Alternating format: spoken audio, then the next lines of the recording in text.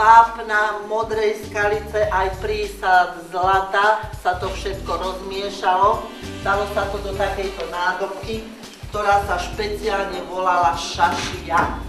Nedalo sa toho veľa, aby to tam plávalo, ale ľudia boli veľmi šetrní, len niekoľko, možno že centimetrí toho papu, ktorý sa špeciálnym náradím formou hrebeňa, pomenovaným štrajcháč, sa to pekne ten roztok takto roztiahol, potom to zobrala sa forma a takto jednoducho pracne sa potlač robila na prinesený materiál.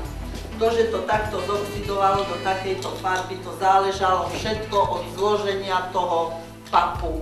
Súvisle to prikladal, ak chcel len formou ornamentu, mal na to aj takéto formy, že nepotláčal celý priestor, ale len takto dookola, toto volade je aj ten ornament, hej?